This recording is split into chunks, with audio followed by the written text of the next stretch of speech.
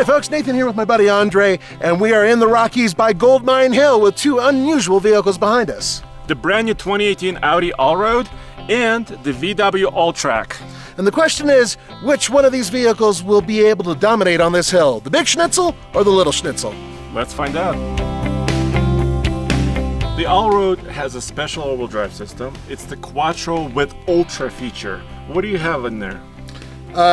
This is a 4Motion, doesn't have any of those cool names to it. The Allroad actually sits about 1.3 inches higher than the regular A4. Actually, this also sits 1.3 inches higher than the regular sport wagon. No way. Yeah, this is 6.9 inches high. Well, the Allroad has a nice panoramic sunroof.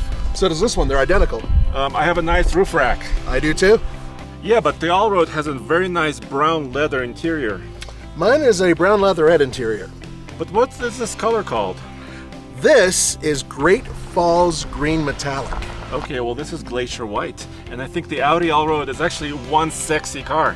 I will agree with you, that is a really good looking car. Everything about it looks great from the outside. I think that next to your Audi, this one doesn't look quite as attractive.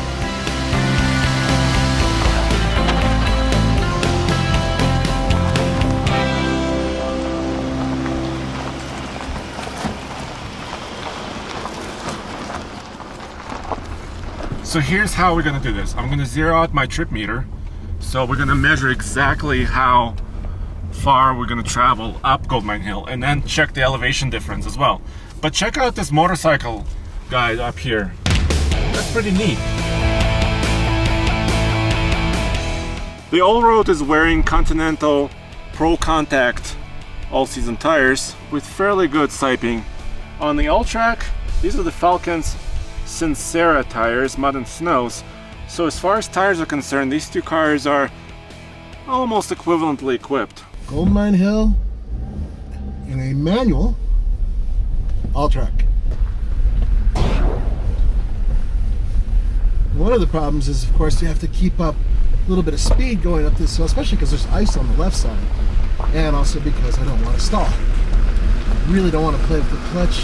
Just want to let some momentum keep me going, but see, that was what I was worried about. So now I got to really juice it.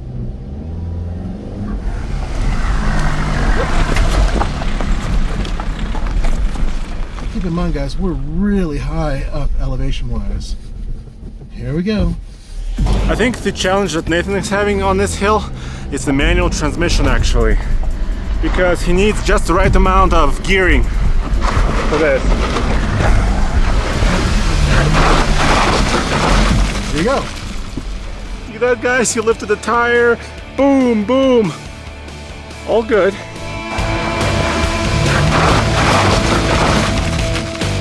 I had my foot all the way to the floor, and I still had just about a half an inch ready to go on the clutch, so I didn't stall out. And I did just a little tap just in case. So yeah, I did it. It did really well. So I smell, I think, a little bit of clutch or maybe burned tire. No, it's clutch. It seems like the manual transmission is not completely like a Wrangler crawl ratio, is it? Not quite. No, this is built a little bit more for economy. Well, here's my biggest concern. Stage 3 is a huge articulation section, and we don't have a lot of approach angle or ground clearance on these cars. Well, let's just pull up and see if the chin clears the first part, and then we'll give it a shot. All right, let's slowly do that. If it doesn't clear, then we'll go up it. Yeah, we'll abort. All right, let's give it a shot. Right now it's clearing.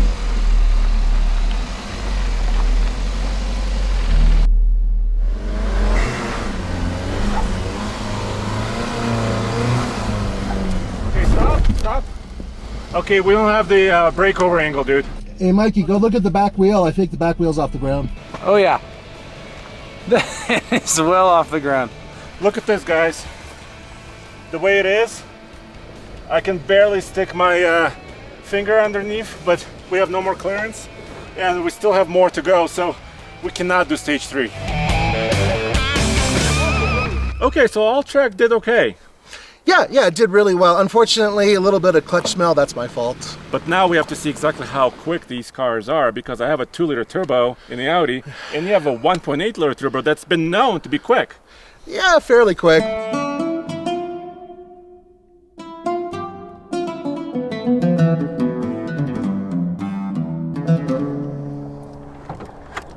wow, this hood is actually really heavy. Yeah, I've never heard a Russian ever complain about anything heavy. Really? Yeah. Oh, by the way.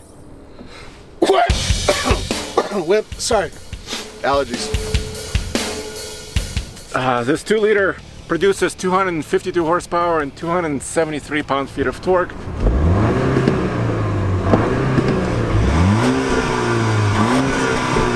There's actually a lot of power, and I wonder exactly how quick it's going to be. But this engine has also made it to a 7-speed dual-clutch transmission, the S-tronic, and a really badass all-wheel drive system. I'm not trying to be disrespectful towards the car, but if you're tall and your tushy's cold, which mine is, this is actually a perfect height. Come here, come on, get in on this. Dude, you're actually breaking this plastic. I am not breaking the damn plastic. This is precious. More fat jokes, get out of here. This is one of my favorite engines. This is a 1.8 liter TSI, a turbo, and I love this engine. Every vehicle I've driven that has this engine, I've enjoyed. This puts out 170 horsepower and 199 pound-feet of torque.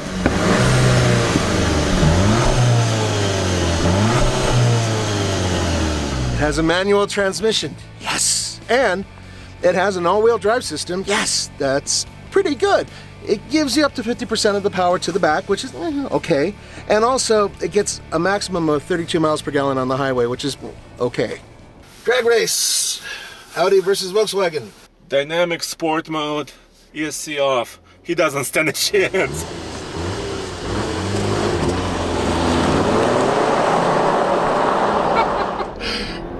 Where is he? Yeah, like a scalded cat.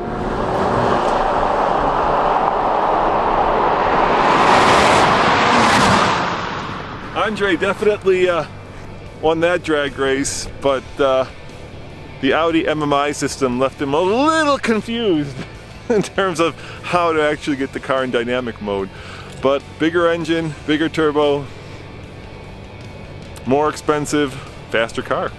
No surprise there. Yeah, you're a little faster. That was actually really impressive. I didn't realize how fast it's gonna be. This 1.8 is a great little engine, but it's not going to be able to take... I mean, what if Volkswagen built a car this cheap that was able to beat that car?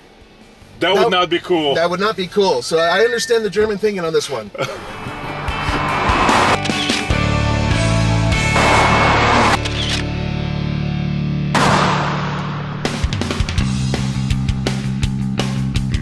I'm in sport mode. Everything shut off. All right. Here we go.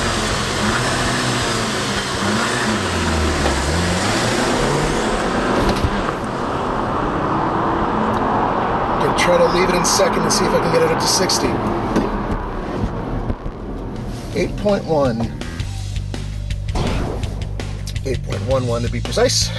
All right. Okay, I must know how fast the Allroad is at a mile above sea level.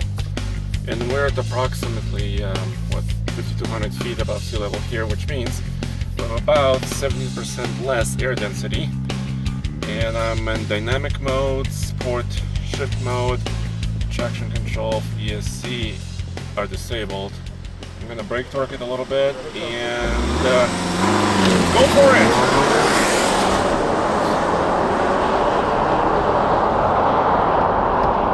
No way! Guys, 5.89. Audi says it's 5.9 at sea level. Cars are always slower when we test them above sea level, at a mile above sea level. Relax, buddy, it's okay. Work. My off-roading was pretty awesome. Let's see what yours can do. My all-wheel drive system is so much more fancy than yours. So much more expensive. Check this out, guys. Pretty icy here on Gold Mine Hill. Of course, the other side is not icy, so there is some traction. Okay, so I'm in off-road mode in this new Quattro system, and Audi calls it Quattro with Ultra. And what they really mean is, this is the next iteration of the Quattro technology, which means it can also decouple the rear wheels from the front for better efficiency. And there's a multi-plate clutch that kicks in and it can enable power to be sent to the rear for dynamic torque distribution. So under certain conditions, with certain slopes, certain temperatures, it can actually predict what you're doing or how much traction you will need. I'm starting at 8,390 feet of elevation, off-road mode enabled. And this Quattro system should just do everything for me. I have a 7-speed dual clutch transmission, so I'm not worried about, shifting gears myself and burning the clutch out, kind of like Nathan was. So far so good. It's actually responding to my throttle input. As soon as I ask for more power, it's giving it to me. The suspension is pretty comfortable. And overall, the Audi Allroad is a pretty surprising car.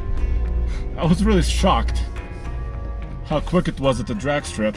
He shouldn't have much of a problem going through here. He has the same ground clearance, basically, that the Volkswagen did, and at the same time, he's got a lot more horsepower, a lot more torque, and a much more advanced all-wheel drive system, so it shouldn't be that much of a problem. But with that being said, Andre's had a lot of caffeine today, so we'll see what happens. Okay, you can go now! Stage 2, 90-degree left turn, off camber, traction problems, everything problems. I'm asking for more power. Okay, it's responded. Okay. So it took it a few seconds to figure things out, and then it just went. Although there was a lot of wheel spin coming out of the left front wheel. And you could see it had to think a second before transferring power around. But yeah, no big deal. There's a small hesitation on stage 2, but then as soon as I put my foot down, the Quattro system just figured it out. Yeah, we could see that just the tires spun and then it just kind of slowed down and then everything else kicked in away. Okay, well, let me try what you did. Let me come up to stage 3 and see how it goes. Those are some muddy tires, and do you know why? It's because TFLcar TFLtruck, we take cars off-road, we haul with them.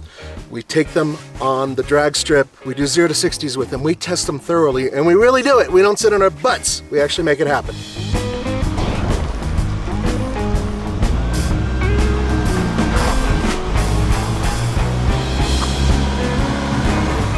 Angle to your right a little bit.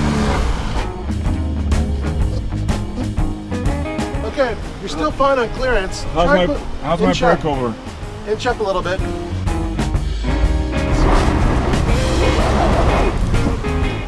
Yeah, it doesn't like it very much. I'm dug in because I'm sitting up.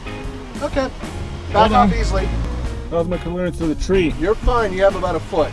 Nice. Now you're losing more. You're probably about 6 inches. There you go. Nice and easy.